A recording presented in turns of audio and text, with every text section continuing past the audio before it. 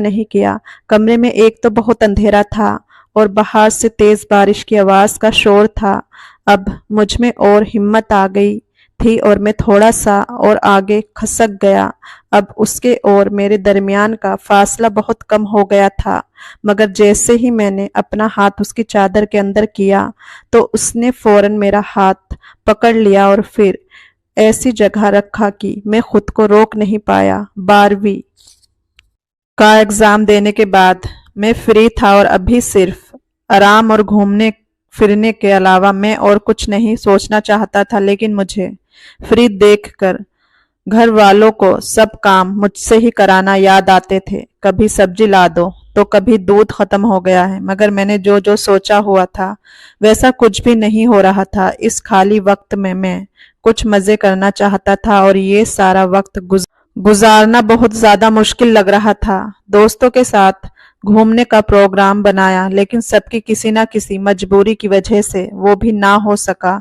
लेकिन मम्मी ने मुझे कहा अपनी चाची की तरफ चले जाओ, मुझे कुछ चीज भी भिजवानी थी और वैसे भी तुम्हारी चाची इतनी बार तुम्हें आने का कह चुकी है, लेकिन तुम हो कि जाते ही नहीं हो। मेरी चाची लखनऊ में रहती थी और मुझे वहां जाना कभी भी इतना पसंद नहीं था, इसलिए पिछले 3-4 साल से मैं उनकी तरफ गया ही नहीं था। वैसे तो मैं इनकार कर देता, लेकिन फिर मैंने सोचा कि घर पर रहने से तो अच्छा है कि चाची के घर ही चला जाऊं, वहां थोड़ा मेरा वक्त भी गुजर जाएगा, वरना घर पड़े पड़े मेरी सारी छुट्टियां बेकार हो जाएंगी। 2 दिन के बाद मैं चाची के घर के लिए रवाना हो गया। चाची का घर लखनऊ के एक छोटे से इलाके में था। चाची मुझे देखकर बहुत खुश हो गई। मेरी चाची के 2 बच्चे थे, लड़की बड़ी थी और लड़का छोटा था।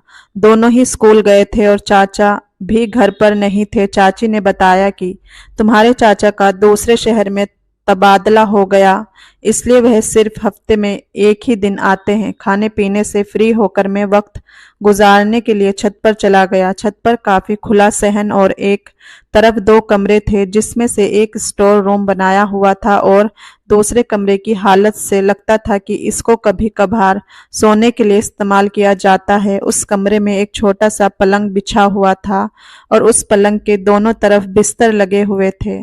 सहन के एक तरफ एक छोटा सा वॉशरूम था, जिसकी हालत से लगता था कि वह बहुत ही कम इस्तेमाल में आता है। मैं छत की दीवारों से ताक झांक करके मोहल्ले का जायजा लिया, लेकिन कोई इंटरेस्टिंग चीज नजर नहीं आई। मैं नीचे आकर चाची के साथ बातों में बिजी हो गया। थोड़ी देर बाद बाहर का दरवाजा खुला और स्कूल यूनिफॉर्म में एक गोरी खूबसूरत लड़की घर में दाखिल हुई। उसके आने के अंदाजे से मुझे मालूम हो गया कि ये चाची की बेटी ही है। अगर कहीं और देखा होता तो शायद ना पहचान सकता, क्योंकि वह बिल्कुल बदल चुकी थी।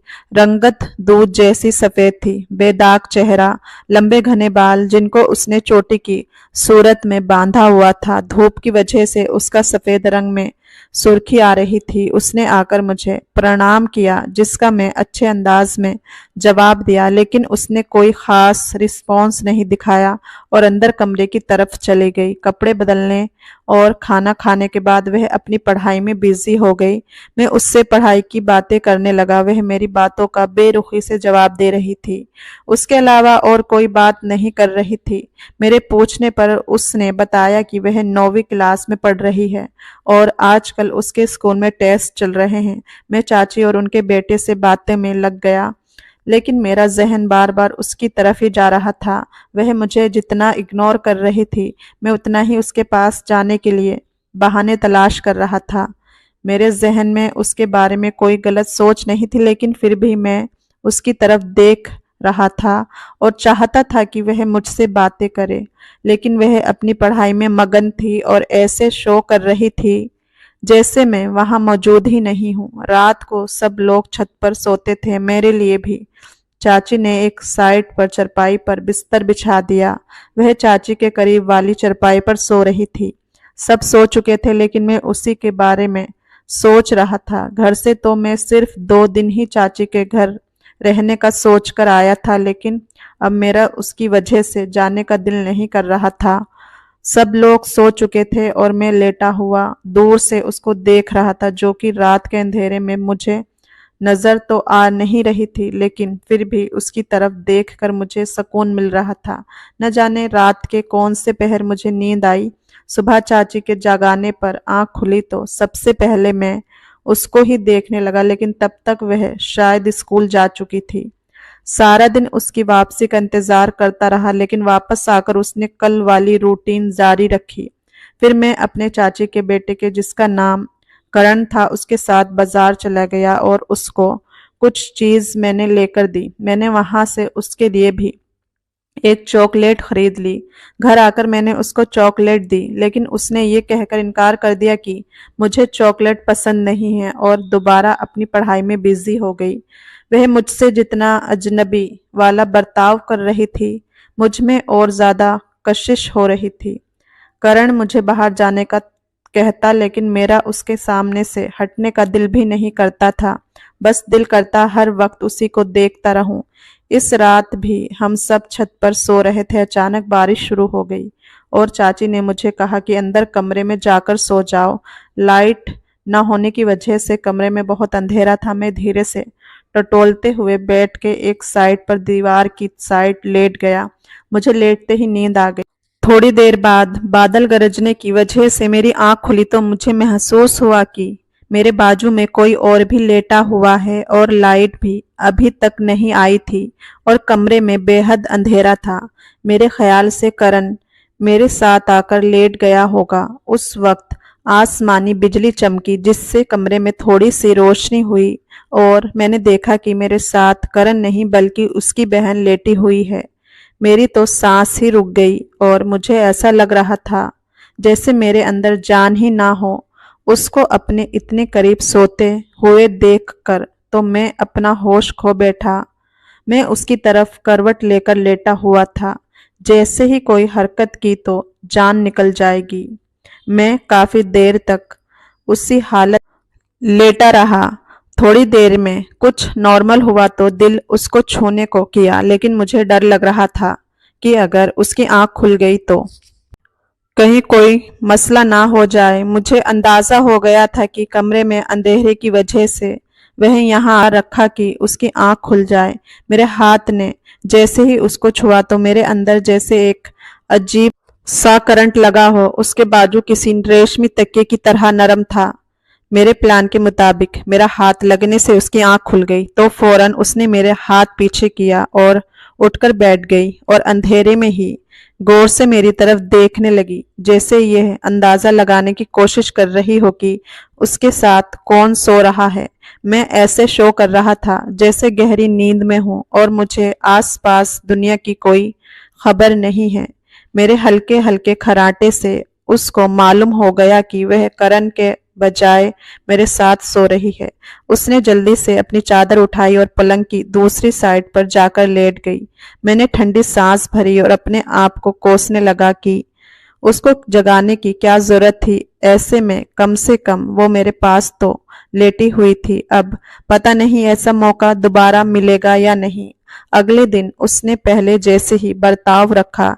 ऐसा कुछ नहीं लग रहा था कि रात की बात पर कुछ रिएक्ट कर रही हो। आज तो वह थोड़ा परेशान लग रही थी और पहले से भी ज्यादा पढ़ाई में बिजी थी।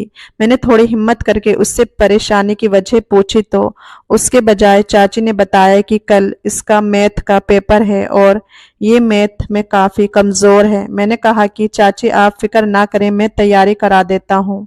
ये सुनकर उसको कुछ तसल्ली हुई। मैं देर रात तक उसके साथ बैठकर मैथ की तैयारी कराई। इस दौरान काफी बार मेरा हाथ उसके हाथ को छुआ तो जैसे करंट सा लग गया था। उसके बाद वह मेरे साथ कुछ हद तक फ्रैंक हो गई थी। अब अगले दिन पेपर देकर आई तो काफी खुश लग रही थी। मेरे पूछने पर उसने बताया कि पेपर बहुत अच्छा गया है और आज मेरे पेपर भी खत्म हो गए हैं। फिर उसने मुझसे हाथ मिलाकर मेरा शुक्रिया अदा किया और कहा, आपकी वजह से मेरा पेपर अच्छा गया है। उसका नाजुक हाथ अपने हाथ में लेकर मैं तो अपने आप से ही बेगाना हो गया था। उसके बाद तो मैंने उसका बिल्कुल ही अलग रूप देखा। वह मुझसे बहुत ही फ्री हो गई थी और अगले 2 दिन हम लोगों ने खूब गपशप की। इस रात को सोते ही फिर से बारिश हो गई और चाची ने आज भी मुझे अंदर जाकर सोने को कहा था। मैं कमरे में बेड की दूसरी साइड पर आकर सो गया जहां करण सोया हुआ था। थोड़ी देर के बाद मेरी आंख खुली। कमरे में अंधेरा था। उस वक्त बिजली चमकी और उस चंद सेकंड की रोशनी में मुझे लगा कि मेरे साथ करण के बजाय वही सो रही है। मैं तो जैसे शॉक्ड हो गया। थोड़ी देर ऐसे ही लेटे रहने के बाद मैंने सोचा उस दिन की तरह इसको फिर जगा दूं, वरना लाइट आने पर या सुबह उठने पर चाची ने देख लिया तो पता नहीं क्या समझेंगी। मैं अपना हाथ उसके बाजू पर इस तरह मारा जैसे कि नींद में लग गया हो। वह उठी और बैठकर गौर से मेरी तरफ देखने लगी और फिर दोबारा वहीं पर लेट गई। मगर मैं अभी भी लेटा रहा और सोने की एक्टिंग जारी रखी। मैं दीवार वाली तरफ था और वह पलंग की तरफ। हमारे दरमियान फासला बहुत ही कम था, मगर अब मुझे समझ नहीं आ रहा था कि क्या करूं। मैंने सोचा कि उठकर दूसरी तरफ सो जाऊं, लेकिन फिर वही लेटा रहा। 10-15 मिनट तक ऐसे ही लेटा रहा। फिर थोड़ी हिम्मत करके अपना हाथ आगे बढ़ाया और उसकी कमर पर रख दिया। हाथ रखते ही जैसे मुझे न जाने क्या होने लगा। थोड़ी देर तक उसकी किसी हरकत का इंतजार करता रहा, लेकिन ऐसा लग रहा था कि जैसे वह गहरी नींद में सो रही है। फिर मुझ में और हिम्मत आ गई। उसने अपने ऊपर चादर ओढ़ी हुई थी और मैं चादर के ऊपर से हाथ फेर रहा था। 15 मिनट तक मैं ऐसे ही चादर के ऊपर से हाथ फेरता रहा, लेकिन उसने कोई रिस्पॉन्स नहीं दिया।